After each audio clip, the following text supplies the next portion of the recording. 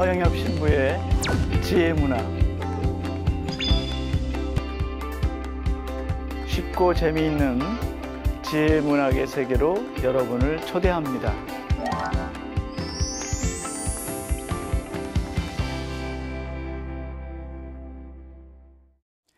안녕하세요. 허영엽 신부입니다.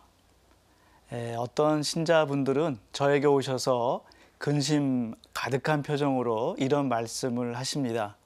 신부님, 아무리 기도해도 하느님께서는 응답이 없습니다. 마치 하느님이 계시지 않은 것 같아 답답합니다. 차라리 기도하는 것을 포기하고 싶습니다. 저는 교회에 온 가족이 열심히 나오고 봉사도 열심히 하는데 왜 축복을 받지 못합니까? 또 이렇게 오랫동안 기도를 하는데도 하느님은 왜 제 병을 낫지 않게 해주십니까? 그런데 기도는 하느님과 인간의 인격적인 대화입니다.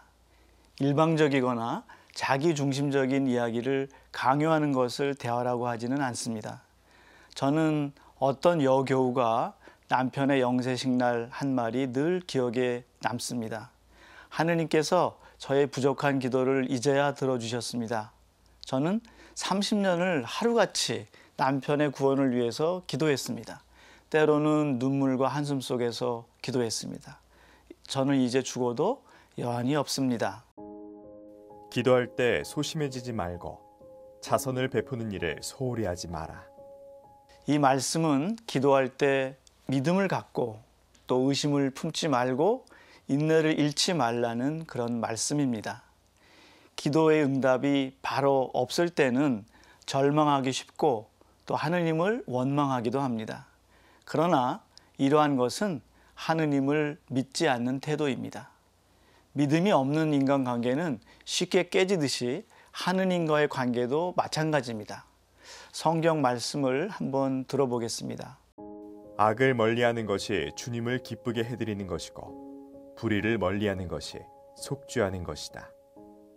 하느님 앞에 섰을 때 가장 먼저 해야 하는 행동은 회개하는 태도입니다. 다툼과 싸움 후에 화해가 없이는 인격적인 대화가 이루어지지 않습니다. 마찬가지로 기도를 할 때 처음으로 해야 하는 것은 자신의 죄를 뉘우치고 통회하는 것입니다. 자신의 죄에 대한 진실한 통회 없이는 계속 같은 기도를 되풀이해서는 안 됩니다. 또한 진정한 속죄는 어떠한 구체적인 행동을 통해서 드러나야 됩니다. 생활과 연관되지 않는 속죄는 사실 거짓된 것입니다. 그래서 내가 기도하자 나에게 예지가 주어지고 간청을 올리자 지혜의 영이 나에게 왔다. 이는 기도를 통해서 하느님의 뜻을 알게 되고 찾게 된다는 말씀입니다. 즉, 참된 의미의 기도는 하느님의 지혜를 얻는 것입니다. 기도는 내 주장이나 내 뜻을 관철시키는 것이 아니라 의로우시며 거룩하시고 완전하신 하느님의 뜻을 찾고 또 쫓는 것입니다. 우리가 기도할 때 무엇보다 먼저 구해야 할 것은 하느님의 지혜입니다.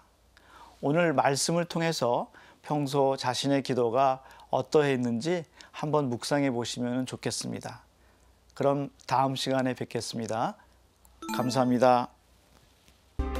쉽고 재미있는 지혜문학의 세계로 여러분을 초대합니다.